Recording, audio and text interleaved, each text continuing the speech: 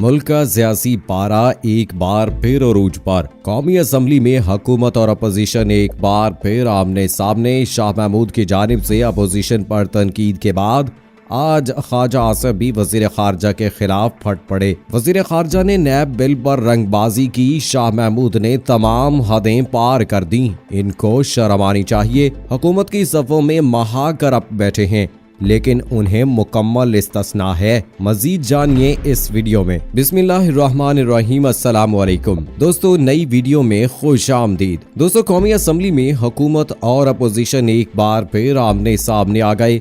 कल वजीर खारजा की जानिब से अपोजिशन पर तनकीद के बाद आज ख्वाजा आसिफ ने भी शाह महमूद पर संगीन इल्जामात लगा दिए। अगले पिछले सारे बदले उतार दिए। जबकि अपोजिशन के शोर शराबे के बावजूद भी वजीर आजम ने नो कॉम्प्रोमाइज का ऐलान कर दिया। लेकिन आखिर माजरा क्या है, ये सब और इस हवाले से तमाम तर तफसीलात जानने के लिए इस वीडियो को आखिर तक जरूर देखिएगा।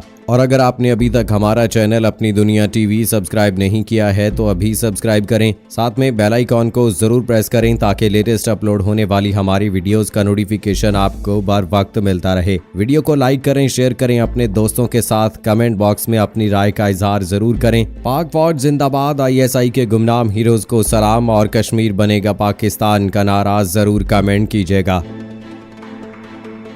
दोस्तों, कल वजीर खारजा शाह महमूद कुरैशी ने कौमी असम्बली में एक तकरीर की, जिसके बाद अपोजिशन और हुकूमत के दरमियान एक बड़ा हंगामा खड़ा हो गया है। वजीर खारजा शाह महमूद कुरैशी ने कहा कि अपोजिशन की तरफ से नैब कवानीन में तजवीज़ की गई तरामीम तहरीक इंसाफ के मंशूर के खिलाफ हैं। उन्होंने कहा कि इमरान खान ने वाजे किया है कि बदनवानी पर कोई समझौता नहीं हो सकता। सियासत में दरवाजे बंद नहीं होते। अपोजिशन तंग नजरी का मुजाहिरा ना करे।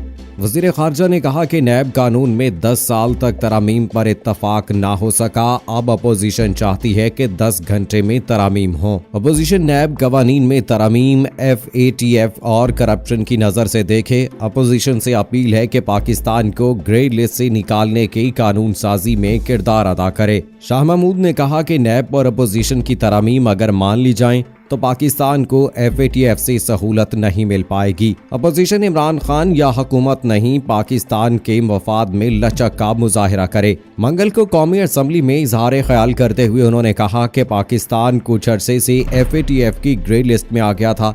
तहरीक इंसाफ की हुकूमत से पहले मुल्क FATF की ग्रे लिस्ट में आ गया। गुज़श्ता हुकूमतों की कोताहियों की वजह से मुल्क ग्रे लिस्ट में गया। भारत पाकिस्तान को ब्लैक लिस्ट करवाने के लिए साजिश कर रहा है ताकि पाकिस्तान की मईशत तबाह हो जाए। वजीर खारजा ने अपोजिशन पर इल्ज़ाम आयद किया कि अपोजिशन चाहती है कि नैब के कानून का इतलाक 16 नवंबर 1999 से हो। उन्होंने कहा कि कानून के तहत अगर कोई रुकन सजा याफ्ता और वो 10 साल के लिए नाअहल होगा तो अपोजिशन इसमें तरमीम चाहती है कि इसकी सजा 5 साल रखी जाए। ये रियायत नहीं होनी चाहिए।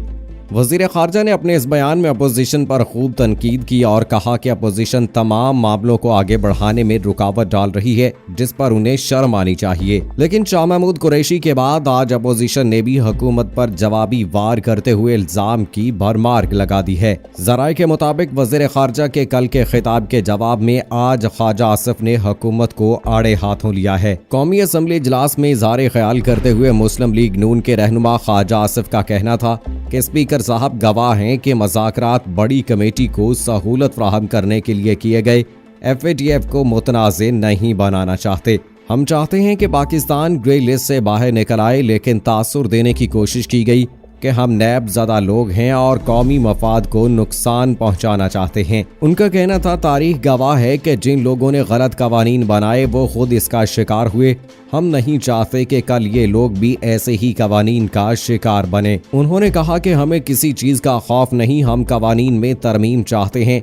मगर उन्होंने तो खैबर पख्तूनख्वा में एहतसाब का मिशन ही बंद कर दिया, शायद इसलिए क्योंकि सारे खैबर पख्तूनख्वा में कोई बेईमान नहीं, वहाँ सारे फरिश्ते रहते हैं। ख्वाजा आसिफ ने सवाल किया कि क्या मालम जब्बाब बिलियन ट्री सुनामी गैर मुल्की फंडिंग केस BRT पर नैब लागू नहीं होता।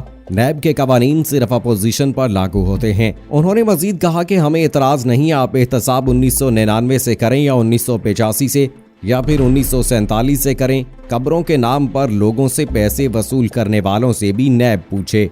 उनका कहना था यहाँ हमें 1.5 घंटे का लेक्चर देते हैं, उन्हें शर्म आनी चाहिए। अपोजिशन पर रेफरेंस बन रहे हैं। हुकूमती अराकीन ने ज़कात के $7 मिलियन से बैरून मुल्क सरमायाकारी की, इन पर भी तो कब्रों का रेफरेंस बनाएं। रहनुमा नून लीग ने कहा कि बाज लोग सियासी वर्कर्स के नाम पर धब्बा और तौहीन है। हमने मुशर्रफ के नैब को भी भुगता और उनको भी भुगत रहे हैं। उन्होंने कहा कि मैं बाज लोगों की बातों का जवाब देना भी मायूब समझता हूं। ये जिस सियासी हादसे की पैदावार हैं उसको सारी कौम भुगत रही है। उनका कहना था कि वजीर खारजा ने नैब वाले मामले को सियासी रंग देने की कोशिश की। इस पर जो कुछ कहा गया वो हकाइक से कतई मुख्तलिफ था। अवाम के सामने अपना नुक्ता नजर रखना जरूरी समझते हैं।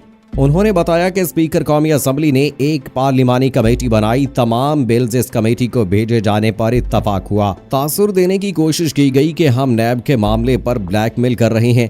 हालांकि हुकूमत और अपोजिशन के मुज़ाकरात में FATF के मामले पर पहले बात हुई। कमेटी में तय पाया कि कानून साजी के लिए जितने बिल भी हैं कमेटी में भेजे जाएंगे। इसके साथ गैर रस्मी कमेटी अपोजिशन और हुकूमत इन बिल पर इत्तफाक राय पैदा करेगी। उन्होंने बताया कि स्पीकर के घरों पर 9 रुकनी कमेटी ने काम शुरू किया। नैब कवानीन में तब्दीली के हवाले से शिकवार जायजा लिया गया। इन बिल्स में चंद बातों का जिक्र ही नहीं किया गया। उनका कहना था वजीर खारजा ने तासुर दिया कि हम नैब ज़दा हैं और नैब कवानीन से बचना चाह रहे हैं। इन बिल्स में से FATF के 2 बिल्स पर इत्तफाक राय हो चुका है। हम चाहते हैं कि ये प्रैक्टिस बंद होनी चाहिए। हम समझते हैं कि पीपल्स पार्टी और नून लीग नैब कवानीन समेत इस तरह के इम्तियाजी कवानीन का खात्मा कर सकते थे। ख्वाजा आसिफ ने कहा कि जिस हुकूमत ने इस तरह कवानीन बनाए वो बदकिस्मती से खुद इसका शिकार हुई। हमने नैब कवानीन के हवाले से कहा कि उनको अब ठीक करने का वक्त आ गया है। हमने जो भुगतना था 70-80% भुगत लिया और बाकी भी बाइज्जत तरीके से भुगत लेंगे। ये खुदा का खौफ करें, इनकी सफ़ों में तो महाकर अब बैठे हुए हैं। साबिक वजीर दिफा ने कहा कि हमारा इतराज़ है ऐसे तमाम कवानीन सियासी तौर पर इस्तेमाल किए गए हैं।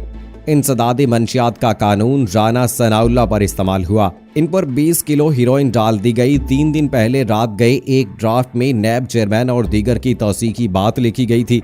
फिर कल मुकर गए और दूसरा ड्राफ्ट ले आए। अगर हमारे आमदन से जायद असासे हैं तो इनके एसेट्स बयान ग्रीव हैं। नैब इनकी जानिब से कब्रों पर बनाए जाने वाले पैसों पर भी रेफरेंस बनाए। ख्वाजा आसिफ का ये बयान शाह महमूद की जानिब से किए गए कल के बयान के जवाब में था, लेकिन इनके इस बयान से एक बात साफ वाज़ेह हो गई कि अपोजिशन इन रूम मीटिंग में कुछ और बोलती है और असम्बली इजलास में कुछ और। क्योंकि इन रूम मीटिंग्स में किए गए इनके मुतालबात अगर हुकूमत ना माने तो ये इस तरह असम्बली में शोर मचाने लग जाते हैं। वजीर खारजा ने कल वाज़ेह तौर पर अपोजिशन को ये पैगाम पहुंचा दिया था कि आप जो मर्जी कर लें, हम एहतसाब के अमल में किसी को रुकावट डालने नहीं देंगे। क्योंकि ये वजीर आज़म इमरान खान का कौम से वादा है कि वो हर किस्म के दबाव के बावजूद इस मुल्क के हर चोर और डाकू का एहतसाब करेंगे। और इस वक्त जबकि पाकिस्तान पहले ही काफी मुश्किल हालात से गुजर रहा है, वहीं अपोजिशन की जानिब से हुकूमती फैसलों में रुकावट डालने की कोशिश काफी मायूस कुन है। अपोजिशन के इस अमल से वाज़ेह है कि ये लोग किस कदर पाकिस्तान की बेहतरी और तरक्की के लिए सोचते हैं, और ये सब इस वक्त इसलिए उछल रहे हैं क्योंकि नून लीग और पीपल्स पार्टी की मरकजी क़यादत इस वक्त नैब के घेरे में है। और इस बात का कभी इम्कान है कि आने वाले दिनों में इन पार्टियों के दीगर मेंबरान भी नैब के शिकंजे में आ जाएंगे। इसलिए अपोजिशन इस बात का शोर मचा रही है कि नैब कवानीन में इसकी मर्जी के मुताबिक तरामीम हो जाएं ताकि पूरी अपोजिशन नैब के शिकंजे से बच सके। लेकिन अब ये सब चाहे जो मर्जी कर लें, ना तो ये कहीं भाग सकेंगे और ना ही कहीं जा सकेंगे, क्योंकि अनकरीब ये सारे सलाखों के पीछे होंगे, जिसके बाद ये मुल्क वाकई हकीकी अमन का गहवारा बन सकेगा और पाकिस्तान तरक्की की तरफ माइल होगा। दोस्तों, रोजाना की बुनियाद पर आप ये यकीनन देखते होंगे किस तरह से असम्बली फ्लोर पर अपोजिशन जो है वो शोर शराबा करती है। मुख्तलिफ अराकीन असम्बली आकर हुकूमत के खिलाफ बातें करते हैं, मीडिया चैनल्स टॉक शोज में आकर हुकूमत के खिलाफ बातें करते हैं, नैब के खिलाफ बातें करते हैं, नैब और इमरान खान का गठजोड़ करार देते हैं। यहाँ पर इमरान खान को काफ़ी मुश्किलात का सामना है, क्योंकि एहतसाब का ये जो अमल जिसका बेड़ा उठाया है इमरान खान ने और जिसका वादा करके अवाम से वोट लिया है और अवाम ने जिस वादे पर इमरान खान को वोट देकर वजीर आज़म बनाया है, यकीनी तौर पर इमरान खान एक इम्तिहान की घड़ी से गुजर रहे हैं। और इस वक्त इमरान खान के लिए ये सबसे बड़ा मसला है कि वो इस एहतसाब के अमल को किस तरह से आगे लेकर चलते हैं, क्योंकि अपोजिशन ने जिस तरह के ताबड़तोड़ हमले किए हैं ये यकीनी तौर पर इमरान खान की हुकूमत के लिए काफी मुश्किलात से दो चार कर रही है। अब दोस्तों, तहम्मुल मिजाजी का मुजाहरा करने वाले, मीठे लहजे में बात करने वाले शाह महमूद कुरैशी का ये आज का जो रवैया हमने देखा है, यकीनी तौर पर ये तूफान से आने पहले की जो खामोशी होती है उसको तोड़ने का एक आगाज हो चुका है। और देखना होगा कि अब हुकूमत अपोजिशन के साथ किस तरह से निपटती है। और जितने भी नैब कवानीन के हवाले से तरमीम की बात की जा रही है, क्या अपोजिशन की कोई बात मानी जाएगी या नहीं, और ये एहतसाब का अमल कहां तक जाता है, इस हवाले से दोस्तों आपकी क्या राय है, कमेंट बॉक्स में हमें ज़रूर बताइएगा। अगली वीडियो तक मुझे इजाज़त दीजिए। फ़ी अमानिल्लाह।